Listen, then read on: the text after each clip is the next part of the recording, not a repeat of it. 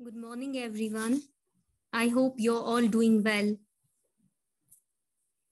I'm your new mathematics teacher. My name is Nadia.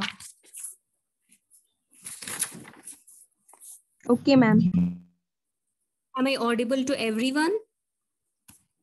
Yes, ma'am. Okay. All right, तो आज हमें start करना है चैप्टर नंबर 13 है आपकी टेक्स्ट बुक्स पे। टॉपिक है फैक्टराइजेशन।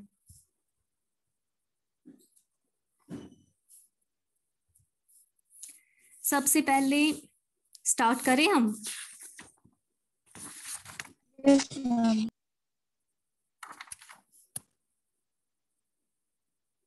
अभी तो बहुत कम स्टूडेंट्स ने ज्वाइन किया है। मैम यहाँ पे इतने स्टूडेंट ज्वाइन कर। इतनी स्टूडेंट ज्वाइन करते हो?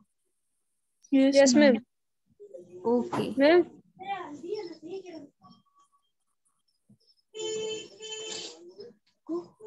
तो फैक्टराइजेशन, सबसे पहले फैक्टराइजेशन होता क्या है?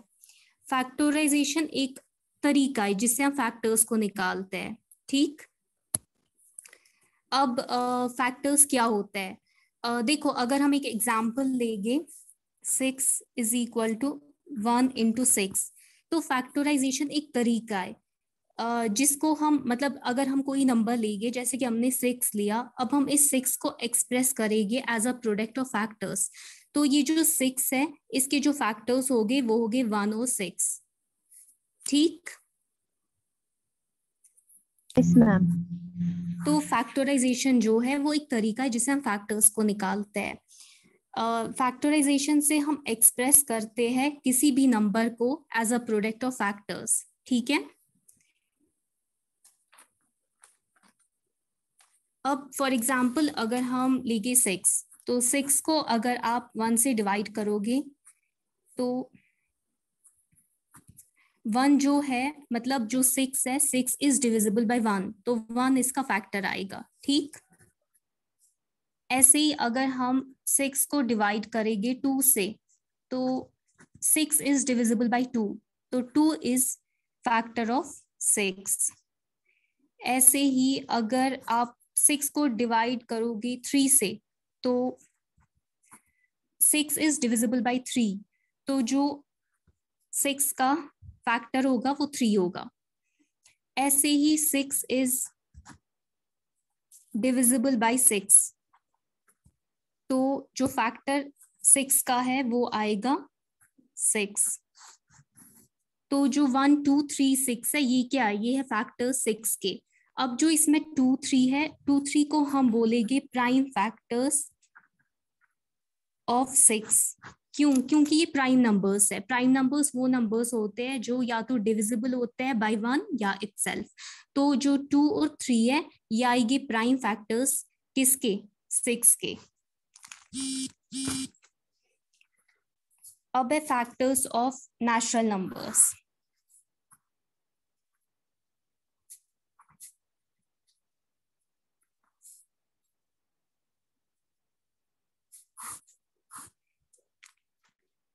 आपकी बुक पे एग्जाम्पल देकर है 30 की, मैं वही एग्जाम्पल लूंगी। ठीक, नेचुरल नंबर्स वो होते हैं जो स्टार्ट होते हैं 1 से, ये तो आपको पता ही होगी। तो अगर हम 30 को डिवाइड करेंगे 1 से, तो 1 आएगा फैक्टर 30 का। ऐसे ही अगर हम 30 को डिवाइड करेंगे 2 से,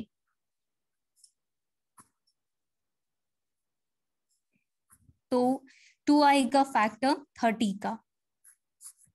ऐसे ही अगर हम 3 से डिवाइड करेंगे 30 को, तो 3 फैक्टर है 30 का। ऐसे ही 4 से होगा, नहीं होगा 4 से। 5 से, 5 इंटू 6 30, तो 5 फैक्टर है 30 का। ऐसे ही अगर हम 6 से करेंगे तो 6 भी फैक्टर होगा 30 का। 7 होगा, नहीं होगा। 8 भी नहीं होगा, 9 भी नहीं होगा। 10 से होगा।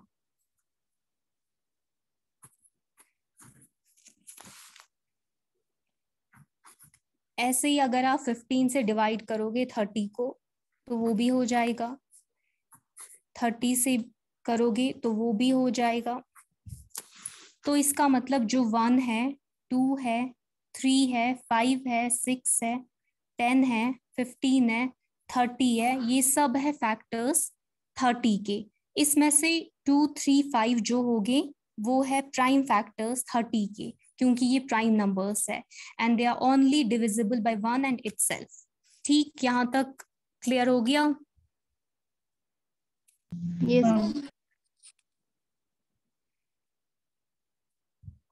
1 सेकेंड।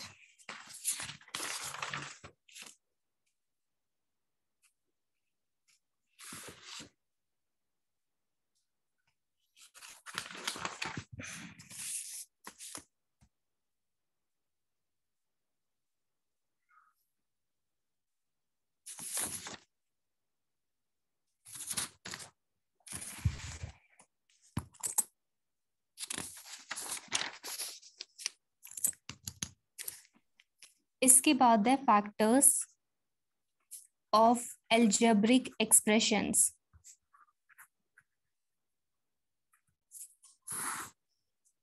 एल्जेब्रिक एक्सप्रेशन आपको पता होगी, वो एक्सप्रेशन होती है जिसमें कांस्टेंट्स होते हैं, वेरिएबल्स होते हैं और एल्जेब्रिक ऑपरेशंस यूज होते हैं, जैसे कि मल्टीप्लिकेशन, एडिशन, सब्ट्रैक्शन, डिवीजन।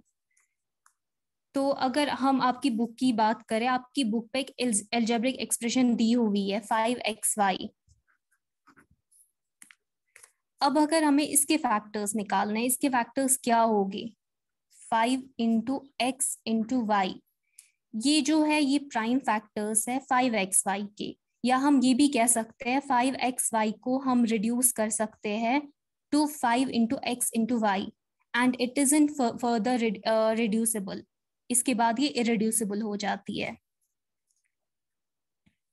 जैसे कि 5xy है, अगर हम इसको डिवाइड करेंगे 5 से, ऐसे ही इसका एक और फैक्टर अगर हम लेंगे x, ऐसे ही इसका एक और फैक्टर है y। ठीक, ऐसे ही अगर हम 5 लेंगे, ब्रैकेट में हम xy लेंगे, तो ये जो एक्सप्रेशन है ये रिड्यूसिबल है। इसको हम लिख सकते हैं 5x इंटू वाई। जैसे कि अभी हमने प्राइम फैक्टर्स की बात की। प्राइम फैक्टर्स वो फैक्टर्स होते हैं जो या तो 1 से डिवाइड होते हैं या तो खुद खुद से वो डिवाइड होते हैं, फर्दर वो किसी से डिवाइड नहीं होते हैं, फर्दर वो रिड्यूसिबल नहीं होते हैं। तो यहाँ पे जो ये एक्सप्रेशन बनती है ये यहीं तक रिड्यूस होगी, इसके आगे ये रिड्यूस नहीं होगी। ऐसे अगर हम एक और एग्जाम्पल लेंगे 3x x प्लस 2, तो इसको हम रिड्यूस कर सकते हैं further 3 into x into x plus 2। इसके बाद ये इरिड्यूसिबल बन जाती है। तो ये होता है फैक्टर्स ऑफ एल्जेब्रिक एक्सप्रेशन। किसी भी एल्जेब्रिक एक्सप्रेशन के अगर हमें फैक्टर्स निकालने हैं तो कैसे हम निकालेंगे? जैसे कि सिंपल 5xy के अगर हमें फैक्टर्स देखने हैं तो वो simply 5 into x into y हो गए, मतलब 5xy के 3 फैक्टर्स हो गए, 5x and y।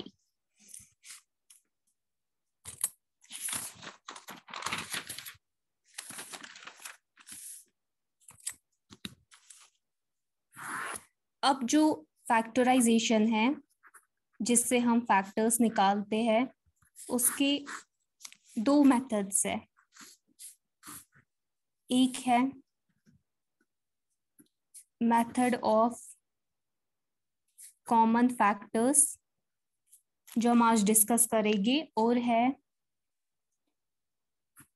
Factorisation bye regrouping terms।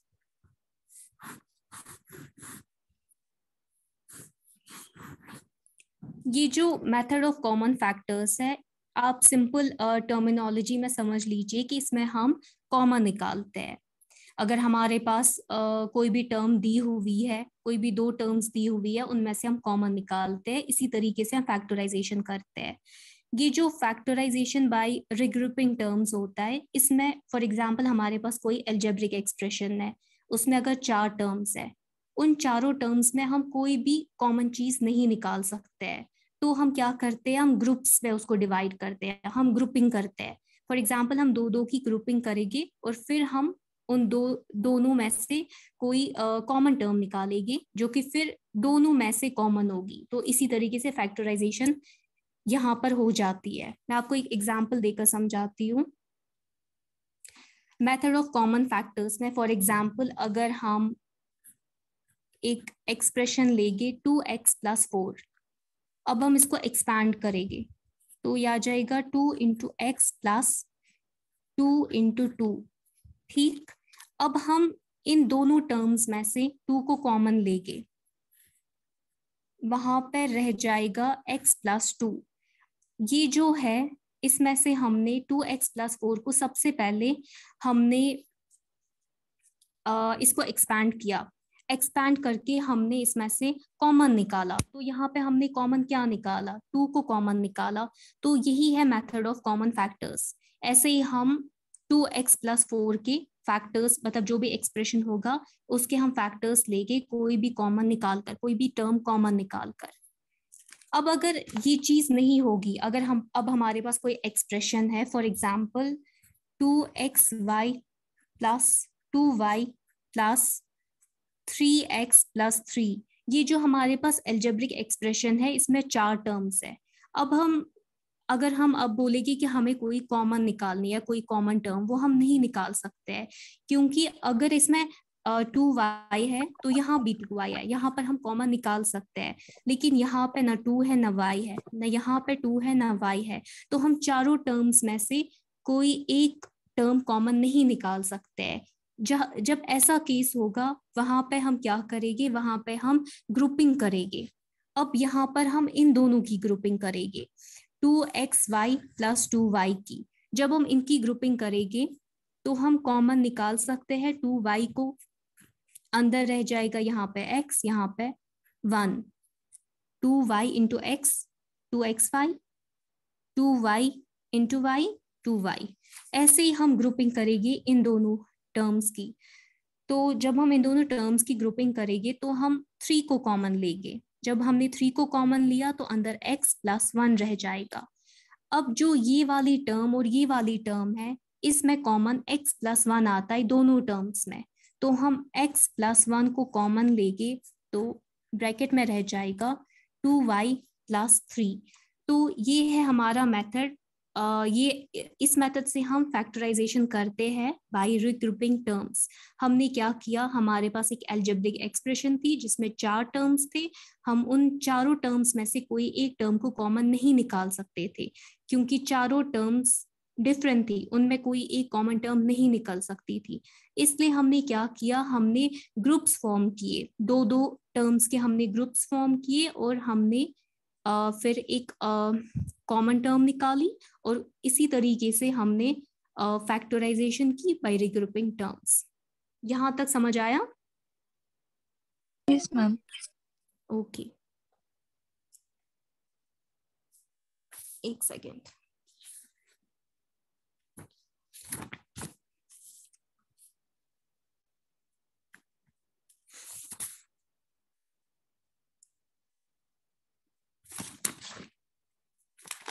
यहां तक कोई कंफ्यूजन है किसी को? No ma'am. ओके, तो आप फिर एक्सरसाइज 13.1 निकालो।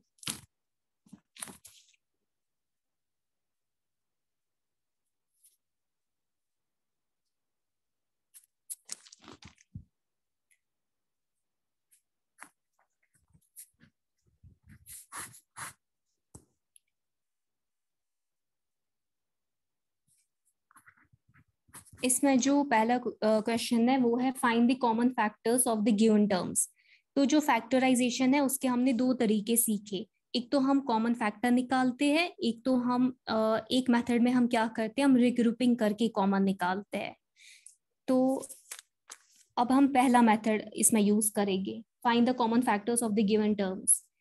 पहला पार्ट जो है वो है 12x 36। 12x को सबसे पहले हम एक्सपैंड करते हैं।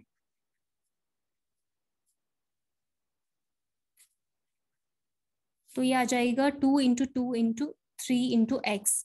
ऐसे हम 36 को एक्सपैंड करते हैं। अब आप देखो इन दोनों टर्म्स में कॉमन क्या है। 2 दोनों में है, यहाँ पर भी दोनों में 2 है, यहाँ पर भी दोनों में 3 है, यहाँ पर x है, यहाँ पर 3 है। तो अब जो कॉमन फैक्टर होगा वो क्या होगा, 2 × 2 × 3, मतलब 12 कॉमन फैक्टर होगा। समझ आया?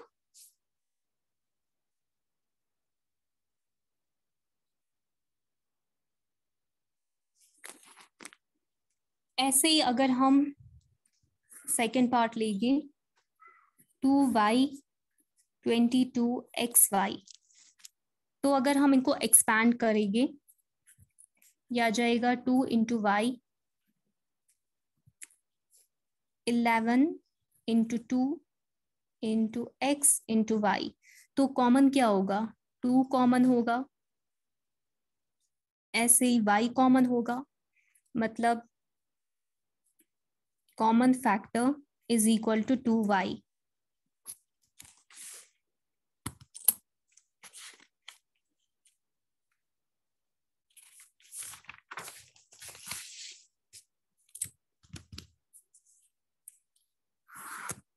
ऐसे ही आप लोग बाकी पार्ट्स खुद से कर सकते हो, फिर भी मैं दिखाती हूँ एक दो पार्ट्स और।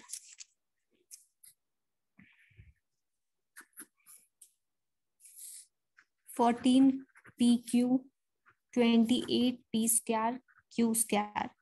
सबसे पहले हम इन दोनों टर्म्स को एक्सपैंड करते हैं। 14pq is equal to 2 × 7 × p × q। ऐसे ही 28p² q² is equal to 2 × 2 × 7 × p × q × q। तो अब जब हम इनमें कॉमन देखेंगे तो 2 दोनों में है, 7 दोनों में है, p दोनों में है, q दोनों में है। तो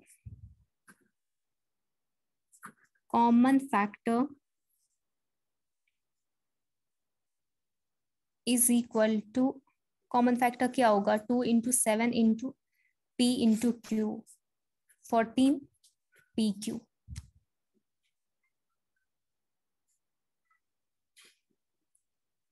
ऐसे ही आप लोग बाकी पार्ट्स खुद से कर सकते हो। मैं आपको एक पार्ट दिखाती हूँ इसका।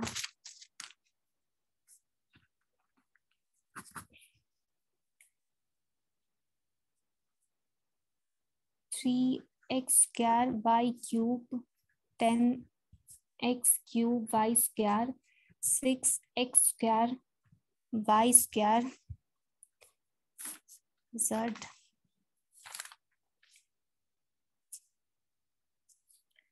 पहले हम ये वाली टर्म लेंगे 3x² y³, इसको हम एक्सपैंड करेंगे। उसके बाद 10x³ y² को हम एक्सपैंड करेंगे 2 × 5 × x × x × x × y × y। उसके बाद 6x² y² z, इसको हम एक्सपैंड करेंगे 2 × 3 × x × x × y × y × z। अब हम इनमें कॉमन देखेंगे क्या है। इसमें 3 है, इसमें नहीं है, इसमें है, इसमें x है, इसमें b है और इसमें b है। x x x y y y y y y. तो जो कॉमन फैक्टर होगा वो होगा एक्स स्क्वायर वाई स्क्वायर। ये जो मेथड ऑफ कॉमन फैक्टर्स है इसमें आपको सिंपली जितनी भी टर्म्स दी होगी सबसे पहले आप उनको एक्सपैंड करेंगे, वहां तक आप उनको एक्सपैंड करेंगे जहां पर वो फर्दर रिड्यूसिबल नहीं होगी, जहां पर वो इरिड्यूसिबल बन जाएगी। और फिर आप उनमें देखिए कॉमन टर्म्स कौन कौन सी आ रही है, तो फिर वैसे ही आपका कॉमन फैक्टर आपको मिल जाएगा।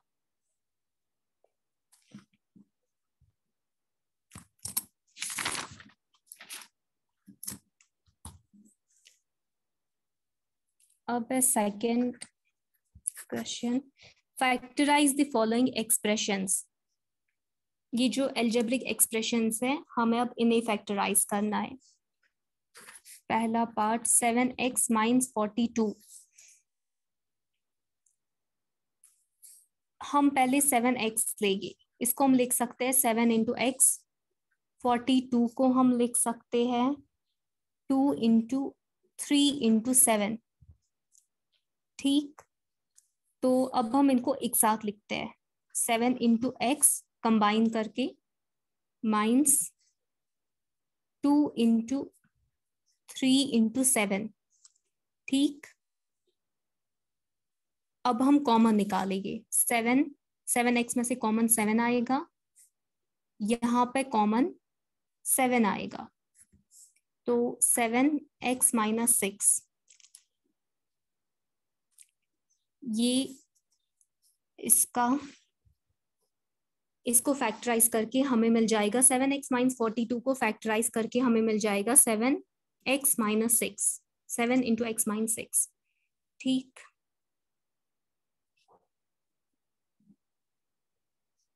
अब भी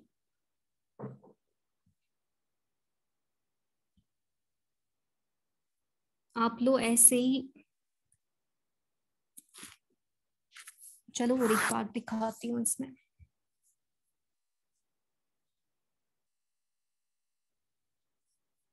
fourth, -16 z plus 20 z cube. सबसे पहले हम इसमें हर एक टर्म को एक्सपैंड करेंगे। -2 into 2 into 2 into 2 into z plus 2 into 2 into 5 into z into z into z। ठीक, हमने -16 z को सबसे पहले एक्सपैंड करा, उसके बाद हमने 20 z क्यूब को एक्सपैंड करा। अब हम कॉमन देखेंगे, इनमें कॉमन क्या आएगा। 2 इंटू 2 इसमें भी है, इसमें भी है। z क्यूब, एक सेकेंड, ये 2 है, z इसमें भी है और इसमें भी है। ठीक, 16, एक सेकेंड, 16 z,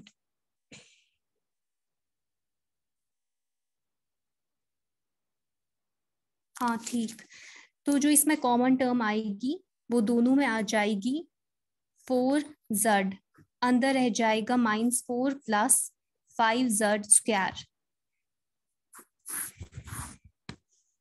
इसमें आपको सिंपली क्या करना है, हर एक टर्म को आपको सबसे पहले एक्सपैंड करना है, उसके बाद आपको देखना है कॉमन क्या आएगा।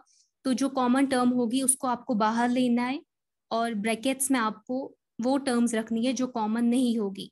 तो यही इसी तरीके से हम फैक्टराइज करते हैं। ठीक, ऐसे ही क्वेश्चन नंबर 3 भी है।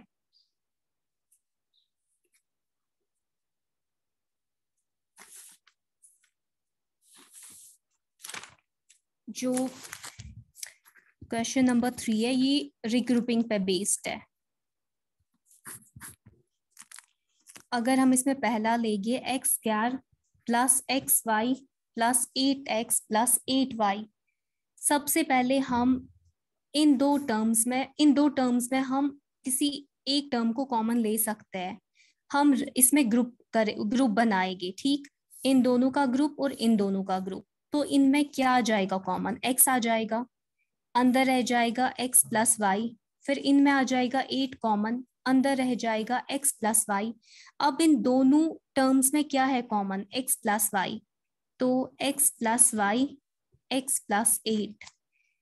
ये जो है ये रिग्रुपिंग का मेथड है। जब हम कोई कॉमन फैक्टर नहीं निकाल सकते हैं तो सबसे पहले हम ऐसे एक्सप्रेशंस में क्या करते हैं, हम ग्रुप फॉर्म करते हैं। इसमें जैसे कि ये 4 टर्म्स थी, चारों में कोई एक टर्म हम कॉमन नहीं निकाल सकते थे, तो हमने क्या किया, हमने देखा कि किन टर्म्स में हम किन टर्म्स का हम ग्रुप फॉर्म कर सकते हैं और फिर हम उनमें कोई कॉमन टर्म निकाल सकते हैं। जैसे कि x cat plus x y का हमने देखा कि इनका हम एक ग्रुप बना सकते हैं और फिर हम इन दोनों में एक्स को कॉमन निकाल सकते हैं। ऐसे ही हमने 8x प्लस 8y का देखा, हम 8 को कॉमन निकाल सकते हैं, x प्लस वाई अंदर रह जाएगा। तो ये मेथड है रिग्रुपिंग का। आपको मैं दिखाती हूँ इसका रिग्रुपिंग का एक और पार्ट। सेकेंड पार्ट आप ले लो, 15xy minus 6x plus 5y minus 2। तो आप खुद से देखो कि आप किन की ग्रुपिंग कर सकते हो इसमें।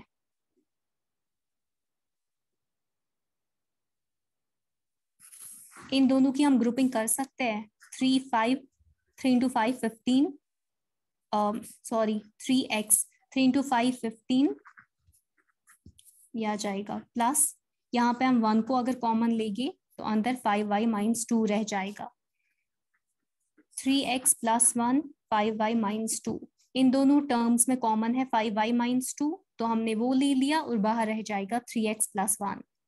सिंपल है। जो रिग्रुपिंग मेथड है इसमें जितनी भी टर्म्स दी होगी सबसे पहले हम देखते हैं कि उनमें कहीं पर कोई कॉमन टर्म निकल सकती है। अगर नहीं निकलेगी तो वो रिग्रुपिंग मेथड है। तो हम क्या करते हैं, हम दो दो टर्म्स का, अगर 4 टर्म्स है तो हम दो दो टर्म्स के ग्रुप फॉर्म करते हैं, फिर उन ग्रुप्स में से हम कोई कॉमन टर्म निकालते हैं और फिर उन कॉमन टर्म्स में से भी कोई कॉमन टर्म होती है। जैसे कि यहाँ पे 5y माइनस 2 दोनों में कॉमन थी, तो इसी तरीके से ये सॉल्व हो जाता है। अभी कितना टाइम है, एक और पार्ट हो जाएगा। थर्ड देख लो आप, ax plus bx minus ay minus by। यहाँ पे क्या आ जाएगा कॉमन, इन दो टर्म्स में क्या आ जाएगा कॉमन, x आ जाएगा, अंदर रह जाएगा a प्लस b। यहाँ पे क्या आ जाएगा कॉमन, y आ जाएगा, अंदर रह जाएगा a plus b, minus plus minus, minus plus minus. ठीक, तो यहाँ पे अब a प्लस बी दोनों में कॉमन है, तो a plus b x minus 1, ये इसके फैक्टर्स है। जो एक्सप्रेशन हमारे पास थी अलजेब्रिक एक्सप्रेशन, ये इसके जो फैक्टर्स निकले वो है a plus b x minus y. Simple है, आप लोग कीजिएगा ये सारी एक्सरसाइज, और अगर कहीं पर कोई कंफ्यूजन हो, कुछ ना आए, तो फिर आप कल कह सकते हो। इसमें सिंपल मैम फैक्टराइजेशन की, हाँ मैम रजी मैम पढ़ाती थी ना। पता नहीं उन्होंने छोड़ा होगा।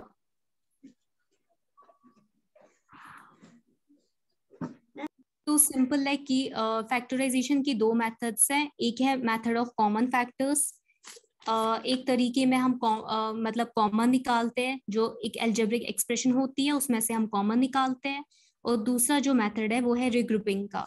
उसमें हम क्या करते हैं, हम ग्रुप्स फॉर्म करते हैं और ग्रुप्स फॉर्म करने के बाद हम कॉमन टर्म्स निकालते हैं। सिंपल दो मेथड्स है, आप लोग देखिएगा, एक्सरसाइज आप लोग ट्राई कीजिएगा। अगर कहीं पर कोई भी डाउट हो या कोई भी मतलब आपको नहीं आएगा कोई भी पार्ट, तो आप कल कह सकते हो। यहां तक समझ आया आपको?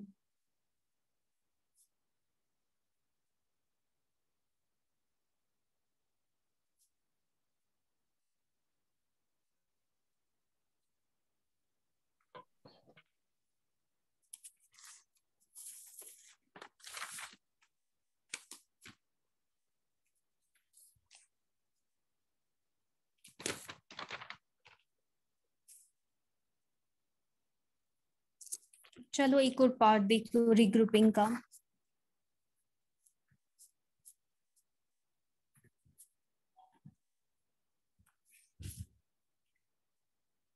इसमें हम ग्रुप किस किस के फॉर्म कर सकते हैं? Z और XYZ का। तो Z कॉमन आ जाएगा, अंदर रह जाएगा 1 माइनस XY। फिर इन दोनों का हम ग्रुप लेंगे, यहाँ पे -7 आ जाएगा, अंदर रह जाएगा 1 माइनस XY। तो अब इन दोनों टर्म्स में से कॉमन फैक्टर है 1 माइनस XY -7।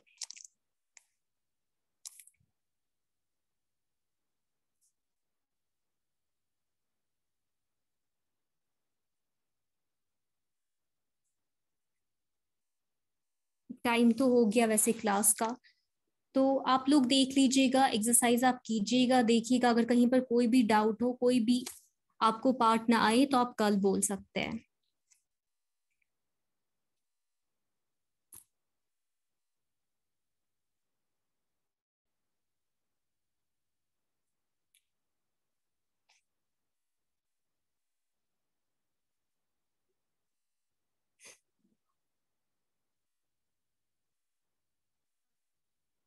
मैम हम लीव कर सकते हैं? हाँ जी।